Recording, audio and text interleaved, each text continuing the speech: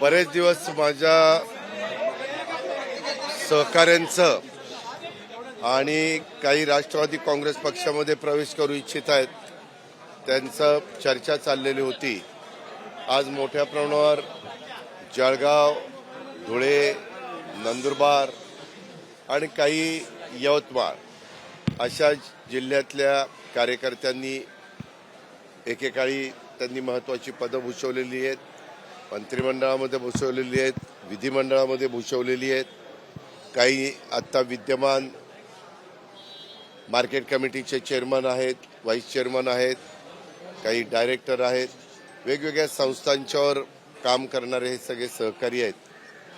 महिला भगिनी पण आहेत. असा बऱ्याचशा वयोगटातल्या मान्यवरांनी आज राष्ट्रवादी काँग्रेस पक्षामध्ये प्रवेश केलाय.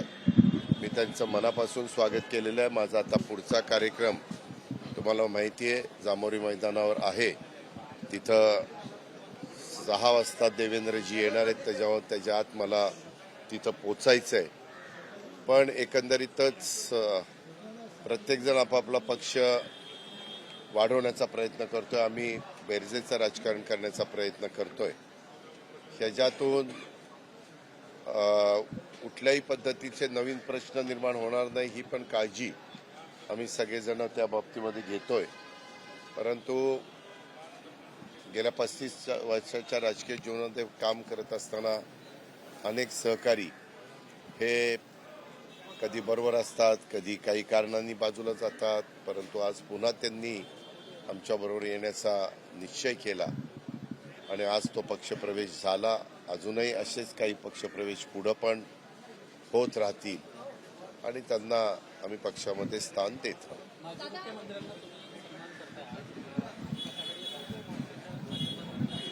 हो, आतापर्यंत महाराष्ट्राची निर्मिती झाल्यापासून सुरुवात स्वर्गीय यशवंतराव चव्हाण साहेबांनी केली आणि आता विद्यमान मुख्यमंत्री म्हणून देवेंद्रजी काम बघतायत. त्याच्यावर यामध्ये जे आता हयात आहेत त्या सगळ्या मुख्यमंत्र्यांना निमंत्रण देण्याचा प्रयत्न आम्ही केला आहे. काहींनी सांगितलं आम्ही येऊ, काहींनी सांगितलं की आम्हाला आमच्या पूर्व नियोजित कार्यक्रमामुळे येता येणार नाही असंही काहींनी कळवलं. पवारसाहेबांना निमंत्रण दिलंय का? राज्याचे 4 वेळा मुख्यमंत्री झाले पवारसाहेब. त्याच्यामध्ये सर्वांनाच दिलेलं आहे. पवारसाहेबांना निमंत्रण देण्याची जबाबदारी प्रफुल्ल पटेल साहेबांच्यावर दिलेली होती. त्याच्यावर त्यांनी त्या ठिकाणी दिलेलं असेल आणि सगळ्याच आत्तापर्यंत पृथ्वीराज बाबांना, सुशीलकुमार शिंदेंना, आपले नारायणराव राणे असतील, एकनाथराव शिंदेजी असतील, त्याच्यामध्ये अशा सर्वच मान्यवरांना जे जे आत्तापर्यंत मुख्यमंत्री होऊन गेले त्यांना आपण निमंत्रण दिलं. विद्यमान मुख्यमंत्र्यांच्या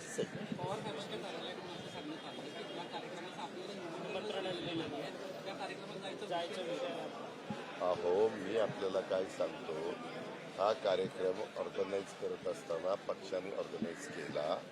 त्यामध्ये तटकरे साहेबांनी काही मान्यवरांना निमंत्रण देण्याचं सांगितलेलं होतं. मी माझ्यावर जबाबदारी देवेंद्रजी आणि एकनाथरावांची होती. मी त्या दोघांना सांगितलं. देवेंद्रजींना तुम्हाला सगळ्यांना माहिती आहे की नीता मुकेश अंबानी कल्चरल सेंटरमध्ये महत्त्वाचा कार्यक्रम त्या ठिकाणी आहे, परिषद जी चालू आहे. तरी देखील मुख्यमंत्री म्हणले मी वेळेत येतो अतिशय आणि मी वेळेत लगेचच जाईल. एकनाथरावांचा मात्र मगाशी फोन आला की दादा मी इकडं पर्यटन, महाबळेश्वरचं पर्यटनचा महोत्सव चालू आहे तिकडं आहे, पण मी येण्याचा प्रयत्न करतो. परंतु आत्ता तिथं श्री रविशंकर आणि नाना पाटेकर यांचेही काहीतरी कार्यक्रम तिथं पाहण्याच्या संदर्भातले घेतलेले आहेत.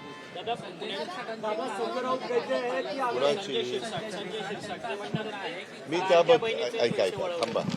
असे पैसे कोणी तुम्हाला काही माहिती घेत नाही, काही नाही. आपलं त्यावेळेस मी मुख्यमंत्र्यांच्याही कानावर ही गोष्ट घातली.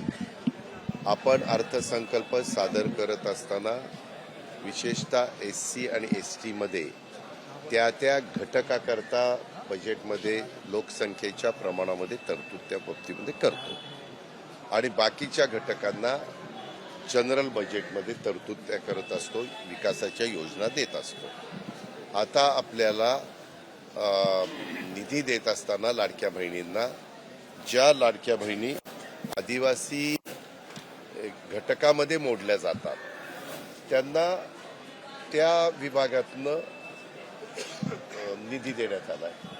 ज्या माझ्या लाडक्या बहिणी सामाजिक न्याय विभागामध्ये मोडतात, त्या घटकात मोडतात, त्यांना त्या विभागाकडनं निधी घेतलाय आणि ज्या बाकीच्यांना सर्वसाधारणमध्ये दिला. ह्याच्यामध्ये म्हणजे मला तर काही वेगळं केलं ते असं काही वाटत नाही. आणि हा निर्णय घेताना कॅबिनेटने घेतलेला आहे. आपल्यालाही पत्रकार मित्रांनो माहिती आहे की निर्णय कॅबिनेट घेत असतं. अर्थसंकल्प संपूर्ण आम्ही तयार केल्यानंतर त्याच्यावर सर्वांच्या सह्या असतात. सर्वांच्या म्हणजे माझी, एकनाथराव शिंदे साहेबांची, मुख्यमंत्र्यांची आणि मंत्रिमंडळात तर सगळेच असतात. त्याच्यामुळे मंत्रिमंडळाने मान्यता दिलेली आहे. संजय शिरसाटांची नाराजी तुमच्याच खात्यावरती पाहायला मिळते. ठीक आहे, आम्ही तो आमचा अंतर्गत प्रश्न आहे. तो काही बाहेरचा वाट्यावर आणण्याचं काही कारण नाही. आम्ही मुख्यमंत्री महोदय, एकनाथराव शिंदे साहेब, मी, संजय शिरसाट, आम्ही एकत्र त्या बाबतीमध्ये बसू. वाटल्यास उद्याच्या 6 तारखेला चौंडीला कॅबिनेट मीटिंग आहे, त्यावेळेस तिथं विषय काढला जाईल, चर्चा केली जाईल. समज गैरसमज असतील तर दूर केले जातील, काही चुकलं असेल तरी दुरुस्त केलं जाईल. काही अडचण नाही ना आपल्याला.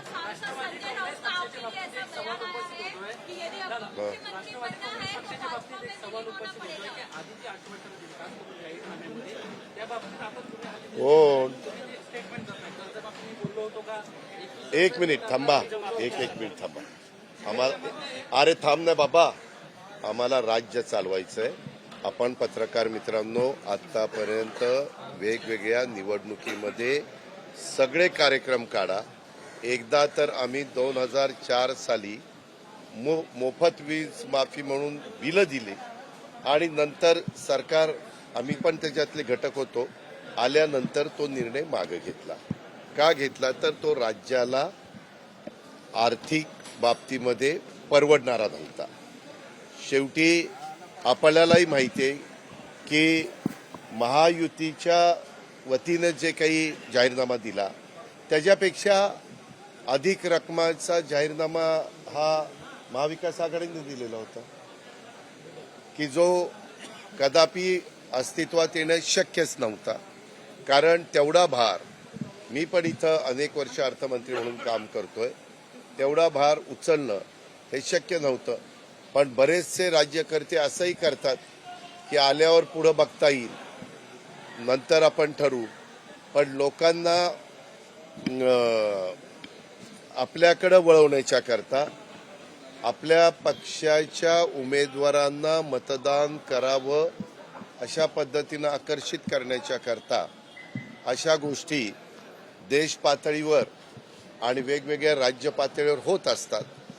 त्याबद्दल सगळ्यांनीच गंभीरपणे विचार करण्याची गरज आहे की उद्याच्याला घोषणा केल्या जातात आणि नंतर त्या घोषणा प्रत्यक्षात कृतीमध्ये आणता येत नाही. त्यावेळेस तिथं थोडंसं वेगळा निर्णय घ्यावा लागतो. शेतकऱ्यांची कर्जमाफी होणारच नाही हा ठाम निर्णय आहे का महायुतीचा? असं कोणी तुला सांगितलं?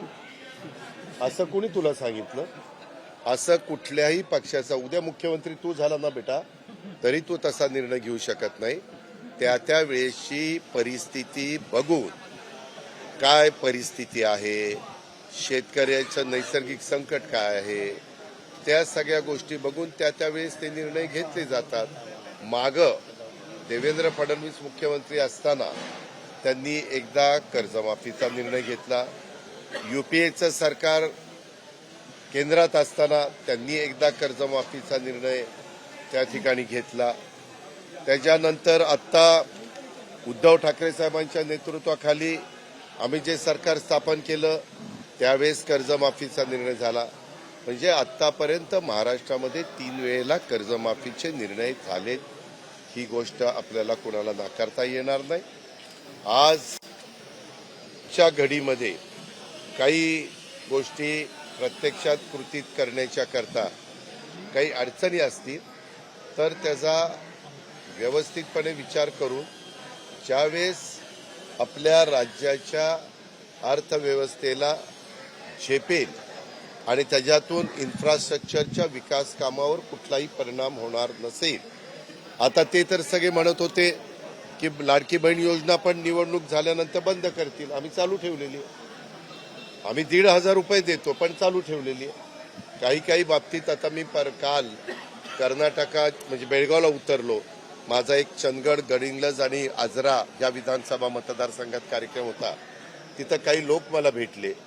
आज त्यांनी तिथं ज्या लोकप्रिय घोषणा दिलेल्या आहेत तिथल्या सरकारनी, आज त्याच्यामुळं त्यांच्या सगळ्या विकास कामावर परिणाम झालेला आहे.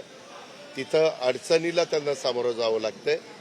शेवटी आपलं बजेट साधारण किती आहे, आपल्याला त्याच्यातून सॅलरी करता किती खर्च करावा लागणार, पेन्शन करता किती, कर्ज घेतलेलं त्याच्या व्याजा करता किती, अशा सगळ्या गोष्टीचा साकल्याने विचार करावा लागतो. जसं तुझं घरातलं कुटुंब चालवतो त्यावेळेस महिन्याभराचा विचार करून खर्च करत असतो, आपल्या महिन्याचं काय उत्पन्न आहे. तशा पद्धतीनं केंद्र सरकार, राज्य सरकार त्यांची 12 महिन्याचं काय उत्पन्न आहे, त्याच्यातनं दर महिन्याला किती आपल्याला भार उचलता येईल, अशा सगळ्या साधक बाधक चर्चा करून निर्णय घेतो. आम्ही त्या निर्णयापासून कुठेही बाजूला गेलेलो नाही, परंतु आजच्या घडीला आम्ही त्याची अंमलबजावणी करण्याच्या करताची परिस्थिती राज्य सरकारच्या अर्थव्यवस्थेची नाही. संजय राऊत म्हणाले पण म्हणजे कधीच हे थांब ग, ते म्हणजे कधीच देणार नाही अशातला भाग नाही. परिस्थिती जशी जशी आम्हाला सुधारेल तसा आम्ही त्या बाबतीतले निर्णय. नाही भाऊ, नाही, मी आपल्या गमतीनं म्हणलं तरी लगेच तुम्ही अरे बाबा, म्हणाले मी तसं म्हटलेलं असेल, मी जर तसं म्हणलेलं असेल तर ते शब्द मी मागे घेतो, त्याच्यावर प्रश्न मिटला. पण संजय राऊत असं मी प्रश्न मागे घेतल्यावर आता मी माझे शब्द मागे घेतले.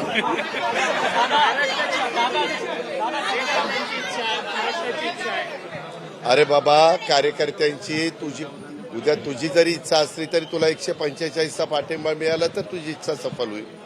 जोपर्यंत कुणालाच 145, आज कसं, आज देवेंद्रजींच्या पाठीशी 145च्या पेक्षा जास्त आमदारांनी पाठबळ दिलंय. त्याच्या आधी एकनाथराव शिंदेंना दिलं, त्याच्या आधी उद्धव ठाकरे साहेबांना दिलं. त्यावेळेस ते मान्यवर मुख्यमंत्री होत असतात. दादा, संजय राउत कहते हैं कि अगर मुख्यमंत्री मैंने आपको बताया ना कि मैंने जो स्टेटमेंट किया मैं विड्रॉ कर रहा हूँ, खत्म. मला बरोबर आहे, मला त्याच्याबद्दलची माहिती मी प्रशासनाकडनं घेतली. कलेक्टरनी मला सांगितलं की तिथं ड्रोननी मोजणी करायला गेल्यानंतर मोठ्या प्रमाणावर महिला, पुरुष असा एक आक्रमक पद्धतीनं पुढे आल्या आणि त्याच्यात दुर्दैवाने एका महिलेला काहीतरी तिथं अटॅक वगैरे आला, तर त्यांचं दुःखद निधन झालं. मी त्यांना भावपूर्ण श्रद्धांजली अर्पण करतो आणि मी त्यांना सांगितलं की बाबा असं कुठं काही म्हणजे फार आक्रमकपणे जाऊ नका. आजचं कामकाज तुम्ही त्या ठिकाणी थांबवा.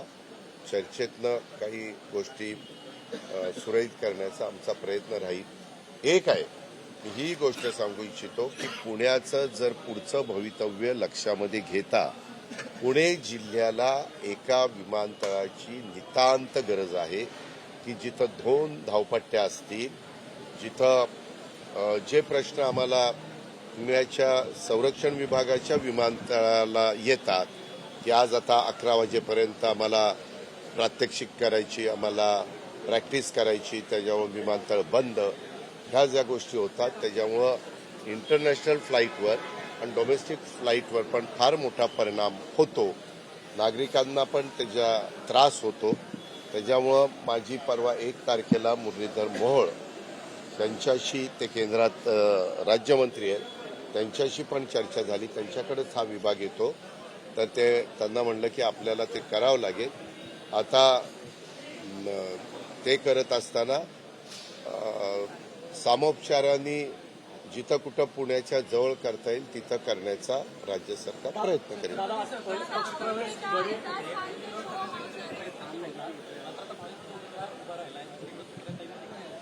महायुतीचा उमेदवार कोणी नाही सांगितलं तुला? इतकं तुम्ही खोटं बातम्या लावतात आणि माझी बदनामी करता. ज्या चॅनलने दिली तर त्या चॅनलने एकदम दादांत खोटी बातमी लावली. मी आवाहन केलेलं होतं, कारखाना आर्थिक अडचणीमध्ये आहे. आपल्याला तो बाहेर काढायचा म्हटलं तर आपल्याला अमित शहा साहेबांची मदत घ्यावी लागेल, NCDCची, आपल्याला राज्य सरकारच्या सहकार विभागाची, आपल्याला अर्थ मंत्रालयाची, आपल्याला मुख्यमंत्र्यांची, या सगळ्यांची मदत घ्यावी लागेल आणि आपल्याला पण काही सभासदांना एक चिठ्ठी ठेवावी लागेल. हे करत असताना जुन्या बोर्डातला एकाही व्यक्तीनं आग्रह करू नये, कारण 10 वर्ष त्यांना मिळालेली आहेत. आपण नवे चेहरे त्या ठिकाणी देण्याचा प्रयत्न करू आणि आम्ही पृथ्वीराज जाचकांच्या नेतृत्वाखाली ते पॅनल उभं केलेलं आहे. त्यामध्ये जास्तीत जास्त वेगवेगळ्या लोकांना सामावून घेतलं, पण तेवढ्याच ताकदीची मतं काही लोक आम्हाला थांबवावे लागलेत, कारण जागा फक्त 21 होत्या. समोरच्यांनी पॅनल केलेलं आहे काहींनी, परंतु ते विरोधाला विरोध करण्याच्या करता केलेलं आहे. 21 पैकी फक्त 16 जागा त्यांना मिळालेल्या आहेत. त्याच्यावर पूर्ण पॅनल पण त्यांचं झालं नाही. आमच्या ग्रामीण भागात पूर्ण पॅनल झालं नाही तर त्यांना म्हणतात लंगडं पॅनल, म्हणजे असा उल्लेख केला जातो. तुम्ही लगेच म्हणू नका अजित पवार लंगडं पॅनल म्हणता, लंगडं पॅनल म्हणता. मी ते सांगतो की आमची भाषा ग्रामीण भागाची काय. तुम्ही शहरी भागातल्या उच्च श्रेणीत काम करणाऱ्या मीडियानी हे जरा शब्द लक्षात घ्यावेत आणि त्याच्यामुळं मी उद्याच्या 5 तारखेला तिथं प्रचाराचा नारळ फोडायला जाणार आहे. माझे सहकारी दत्तामामा भरणे असतील, आमचे ज्यांच्या नेतृत्वाखाली आम्ही लढतोय ते पृथ्वीराज जाचकजी असतील, आमचे सगळे उमेदवार असतील. मला जी काही भूमिका मांडायची ती त्या ठिकाणी मांडेल, परंतु आपण जे काही सांगितलेले तसं तिथं झालेलं नाही. अर्ज जवळपास 700 का 750 आलेले होते. आता 650 अर्जामध्ये जर काही लोकांनी आम्ही प्रयत्न केला, परंतु 3 वाजेपर्यंत काही जण अज्ञातवासात गेलेले होते. आता अज्ञातवासात गेल्यामुळं आमचा नाईलाज झाला, नाहीतर निश्चितपणे काही गट अनपौत झाले असते. पण ठीक आहे, लोकशाहीमध्ये उभं राहण्याचा प्रत्येकाला अधिकार आहे. आपण बळजबरी करू शकत नाही, आपण आव्हान करू शकतो. तसं मी आव्हान केलेलं होतं, परंतु एका चॅनलला असं वाटलं की अजित पवारांच्या आव्हानाला प्रतिसाद नाही मिळाला, त्याच्यामुळे अजित पवारांची बेआबरू झाली किंवा अजित पवारांना अपयश आलं, असं काहीतरी बाजून कांड्या पेटवायचं काम चाललंय. त्यांचा त्यांना लखलाप.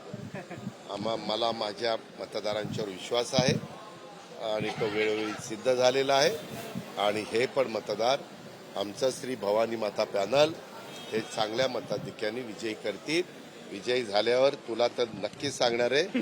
आणि ज्यांनी ती खोटी बातमी दाखवली त्या चॅनलच्या संपादकालाही फोन करून आता कसं वाटतंय असं त्याला विचारणार आहे. ABP माझा, उघडा डोळे बघा नीट.